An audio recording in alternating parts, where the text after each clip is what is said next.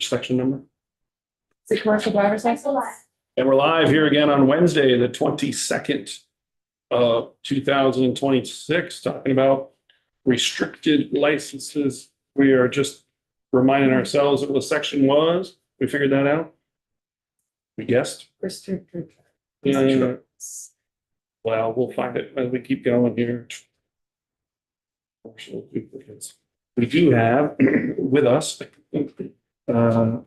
Wendy from Department of Motor Vehicles, right? So. Just working on joining the meeting now. For the record, my name is Wendy Spooner. I am Chief of Driver Improvement, Driver Control, Information and E-Services. The name of the unit recently changed. And I work for the DMV.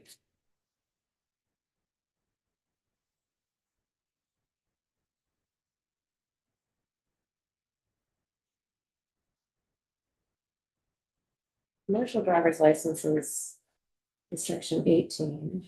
That's not. We were. And we asked you to come in today to testify about. Ignition interlock program. And this has to do with the difference between what a DUI is and a DWI is and how an interlock, why we don't have a test for exactly, but. There we go. This isn't an NFL, this is something that was presented in the Senate. It was, So, David Leonard, Legislative Council, the DMV had proposed some language related to, paired driving for the Senate.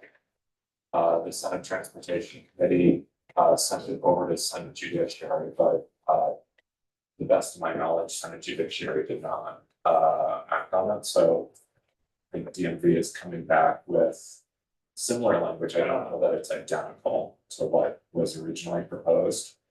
I haven't done a comparison with them, but yeah, the Senate had some language that was proposed, but it just never got acted on. it was, okay.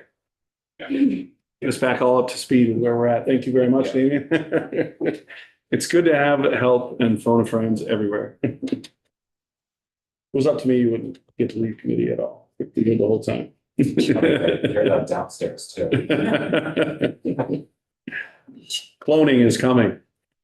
So, You'll have to forgive me a little bit when I built this in. When I used the slideshow previously, I built in where it automatically transitions, so it keeps switching the screen before I have a chance to talk about it. So, is this okay the way it is? it's not up now. Lost it on the screen, it was there.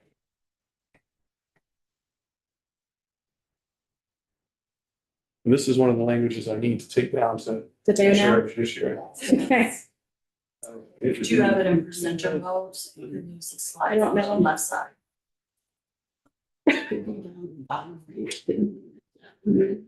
The problem with that is it transitions itself, and I don't know how to stop it from transitioning itself. You're up there. Okay. See, it transitions itself.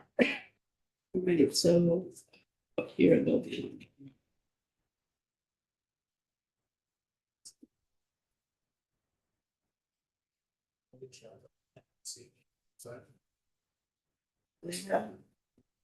That's it. Yeah, You know where that is, okay. Baby Gabby, It's out there. get out back so you can find it. Yeah. Yeah. It's probably, I think it'd be within the transitions for me. And then none, yeah. And then these should be, okay, I don't know. Find out. Okay.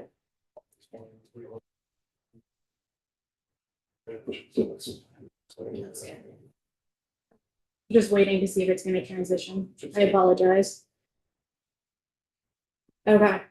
So, in preparation for this, I did a research of our new system. Right now, we have 1,555 customers with RDL licenses and 36 additional customers with out-of-state RDL certificates, meaning that they have a requirement in Vermont, but they live out of state.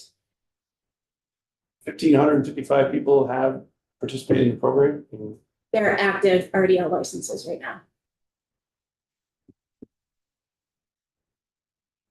For the first offense, it's voluntary to have it. To have the IID, they can have it if they want to.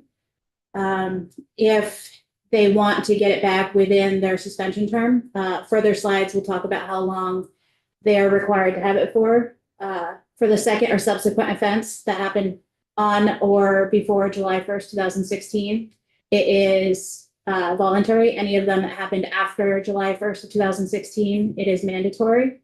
For the third offense, it is also mandatory.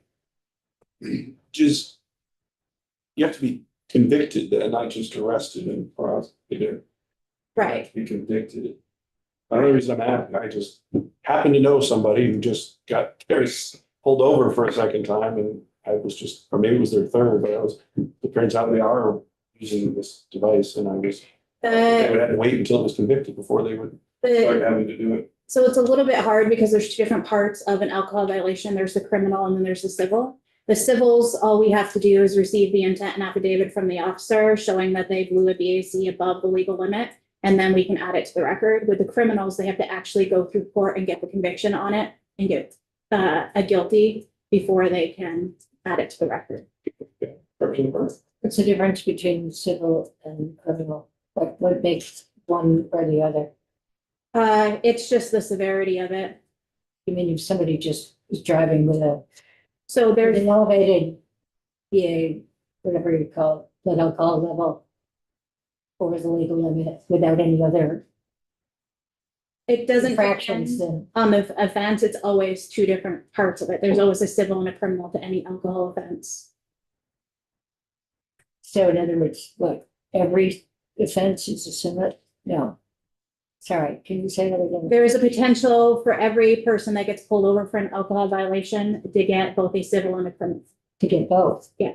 But sometimes people just get one or the other. Right, they can go to court and they can plead it down, or they can get it dismissed. So it wouldn't be that somebody would just get a civil offense or a elevated blood alcohol level. Correct. They would get both. Oh. But then they could go and say, all I was doing was I was, just a little bit over. And they might get that reduced. They would have to plead their case in court and the judge would have to agree to dismiss it or give them a plea agreement. So I'm following up on that. So, I mean, I'm guessing if you get just pulled over, you're not driving erratically, I guess, and get pulled over, you're gonna be charged, but in the end, it might just be a civil. Versus if you get in an accident and cause damage and all that, would that be when, you could be prosecuted for criminal? It would just be an additional charge. So there can be different counts to a charge. So you can get the driving under the influence. But if there's other violations like leaving the scene of an accident or gross negligence, that's additional charges in addition to the criminal alcohol. But still with just a simple thing, you still have to go to court. Yeah. So if I could just to make sure I'm understanding this, so the starting point with any event which results in somebody being pulled over is and there's a charge. The starting point is there is a civil and a criminal charge, and then the person has to go to court and get or make a case for why one or both of those need to be or not correct or need to be dropped or something. Is that the starting point? Yeah, we receive the intent and affidavits from the officer, and then we wait to see if we get a hearing request from the operator. The officer will put a court date on the bottom of the intent. It's up to the operator to request the hearing. If they don't, then they don't have to go to court. But if they go to court, they can hear both the criminal and the civil at the same time. They can plead whether they were guilty or not. And not everybody requests a hearing. Sometimes they will just accept it and they will get it. But you probably can't, I mean, if you're caught with an elevated blood alcohol level, you probably can't plead innocent to that, right? I mean, you'd probably at least get a civil charge, right? I would assume it'd be very hard. A lot of people just take a plea agreement for lesser charges.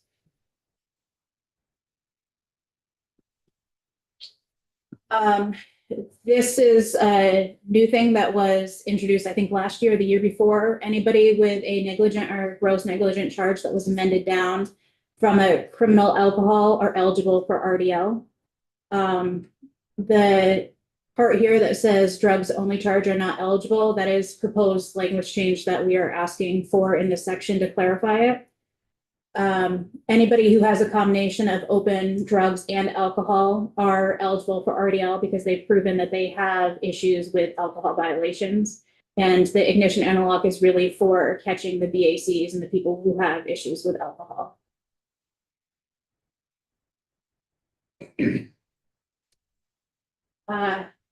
I guess, Representative Cook? so, if it's a drug only, then they are not eligible for the RDL.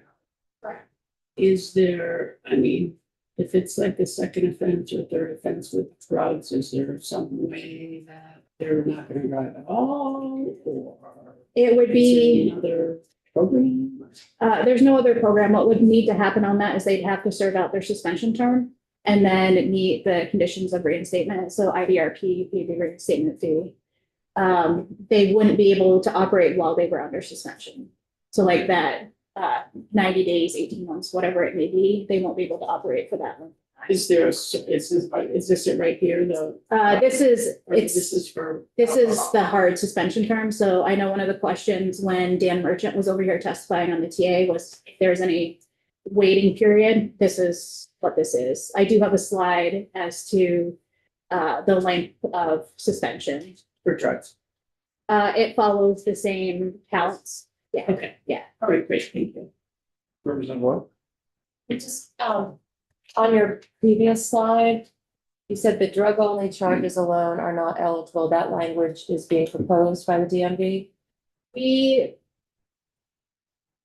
currently, our program, our computer system is currently programmed that way, and that's the way we act, but we're asking for language change to have it very specific to say that. Okay, and the language, a combination of open drug and alcohol charges is eligible. Is that also proposed language you're already practicing? It's part of there's like 2 sentences that we're proposing to add to the ignition interlock section, and it addresses the combination and the drugs. I'm just confused that drug only charge is not eligible, but a combination of drugs and alcohol is eligible. That's because with the alcohol portion, because the ignition interlock reads the BACs. Okay, that makes sense. Okay. So my apologies for not having the language presented first. We will have that. We'll have that. I mean, they mean. So, so this sounds like kind of a technology challenge that the law is written around, that the only way we can only measure blood alcohol level through the breathalyzer thing, right? We don't have a way to figure out somebody's impairment from marijuana or whatever other thing, right? Right. Okay. It's, If somebody refuses to take a breath test, there are hard suspension terms, which means once they go under suspension, they have to serve 30 days for the first offense, 90 days for the second, and 1 year for the third offense. So that means that they have to have 3 refusals on their record for that 1 year hard suspension. They can't apply for RDL during that hard suspension term. They must wait and serve that amount of time and then apply for it. How long does it take application process? Once all of their conditions are met, they would just, it's very quick. Oh, it They, is? Okay. yeah, they would meet all the conditions of their reinstatement. They have the device installed and then they would apply with DMV. That's what I understand. Right, I guess I want to make sure I really, maybe I should set that and remind myself about why the way the law is written right now, which I apologize it did not come out first. It says that if you have the drug portion and the alcohol portion, they're both eligible, but we can't measure it. So the idea here is that it should be taken out because it says that you can do this, but in reality is we can't do it. And that's what we're trying to And that's- get at. That's what. So we're taking out the one, but if it's both, you can do it because we can still do the blood alcohol, but we can't do the drug test on the breath. So we should take it out of the law, which is what their DMV requested and added. They did not get to this in the Senate and or it wasn't ready yet in the Senate, so it's not in the bill now. And they're asking to put it into the bill. And I should have been more clear about it, but my memory is slow and my skills are less. Representative Powell? Yeah, thanks for this. You haven't been doing it, and this is just gonna codify, your practices. Has anybody come in court or anything and said, why don't I get one of these? The law allows me to. Not to me. Not yet, okay, yeah, It's nothing that I've come across in that position. okay. Thanks. So this slide talks about how long somebody would need an RDL. For the first offense, a BAC offense is 90 days and a refusal is 6 months. Since it's voluntary for the first offense, they can use a combination of time served and RDL usage to get to their date. So if they don't apply for the RDL program for 60 days into their 90-day suspension, they only have to have the RDL device for 30 days. For the second offense, that suspension is for 18 months and they have to have that device for 18 months from the date of reinstatement. So that means that they have to apply for the RDL program, get the license, and they get reinstated when they do that. And then they would start serving their 18 months then. For minors who get 21A, B, C, and D tickets, traffic tickets, they are eligible for RDL and they must have it for 6 months from the date of reinstatement. Somebody who has a subsequent offense for one of those must have it for 18 months or until their 21st birthday, whichever is longer. Is there any policy just on that other screen there? I didn't realize you had to wait X amount of time before you could get the RDO. I thought you could almost get it like the first, from day one. If it's a BAC, they can get it the day that they go under. I'm not 100% sure, but I believe it's in the ignition interlock rules that they have to wait. I didn't realize that. I was telling everybody, it's like, oh, you basically, you don't lose your license in Vermont anymore because you can get this. I was just wondering, maybe David can look, I thought that policy change we had wrong. Honestly, not. So you have to wait a year for the third offense. For the third refusal. So it has to be specifically 3 refusals. You can't have like a BAC and then a refusal and another BAC. They would have to have 3 refusals reported on their record, then it's a 1 year. Oh, so if you do blow, you can still get it. It's just when you refuse the thing. Yes. Maybe that's.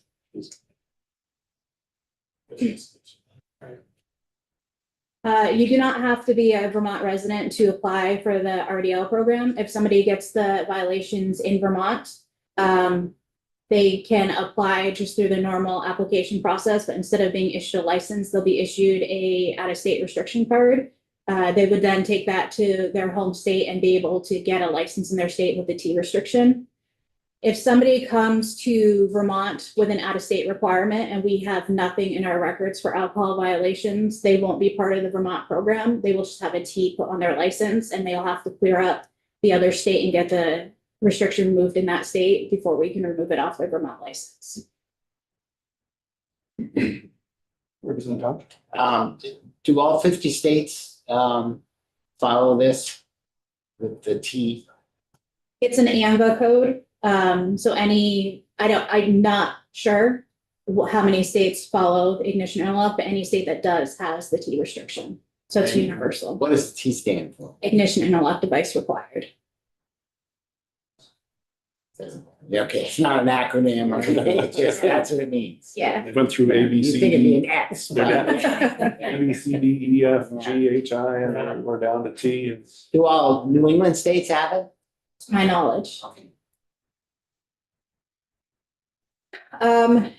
So I have the average cost listed here. I went through their certifications and I pulled all the costs and I found the average. I know that was one of the questions that you guys were looking for clarification on. For installation, the average cost is $111. Their monthly fee is $99. Calibrations are $34 and removals are $86. Calibrations are where they bring their devices into the service stations and they get it hooked up to the machine and they put all the data. It used to be 30 days that we required them to do it, but our program changed a few years ago where it allows them to do it for every 60 days instead. But they will work with the manufacturer to figure out the time frame that they want to come in between those two. It's cheaper if they come in every 30 days, so some people will do that. We have 3 programs that we allow 50% discount on the installation, maintenance, and removal of the device. That is 3 Squares Vermont, LiveBeep, and ReachUp. Any other like program, we would allow it as well. I forgot to change driver implement here. I apologize for that. So they would send it to the supervisor of the driver control unit, who would then forward it to the manufacturer. It doesn't have to come to DMV first. It's just a quicker avenue to get it to them. They would apply it to their account, and then any of the changes that happen would take place on the next calibration. An RDL license costs $125, and that's for both for the first issuance and each renewal. The first issuance is for 2 birthdays, and then each renewal is for 1 year after that.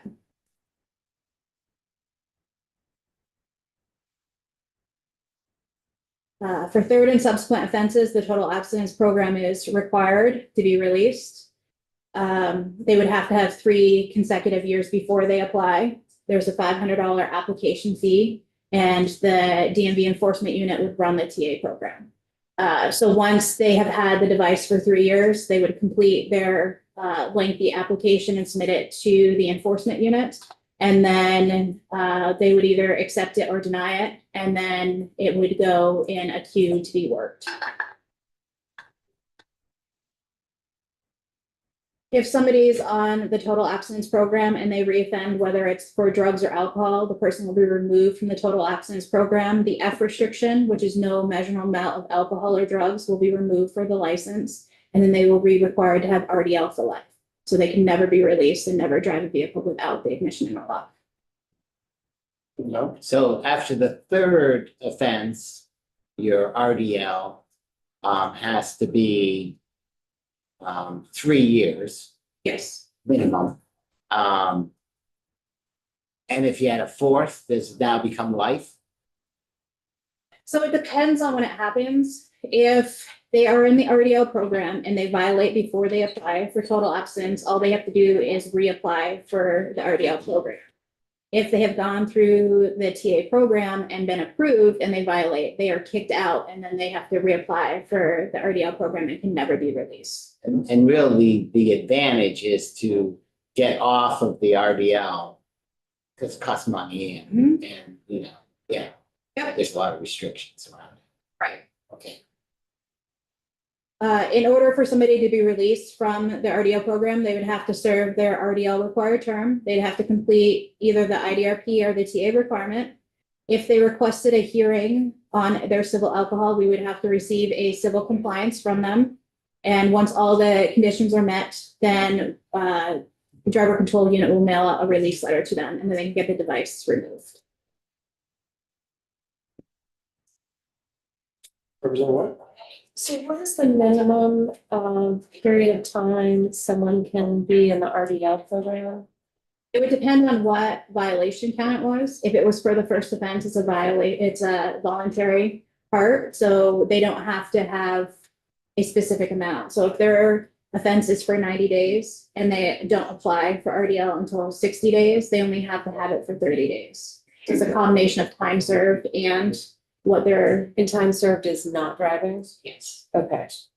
So first offense, 90 days, you can either not drive for 90 days or get the RDL for 90 days? Yes. Okay. All right, so that's the minimum, I guess. Wendy, I'm sorry that I didn't start a little bit earlier.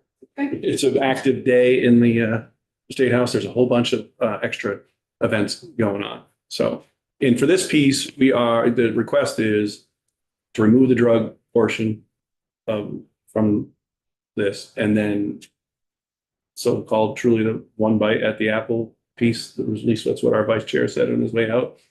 One bite at the apple, they don't get to keep coming back. I'm not sure about how he would express that, but I think the language that I saw in the RDL section was just to clarify that a drugs only charge wasn't eligible, but a combination is. okay.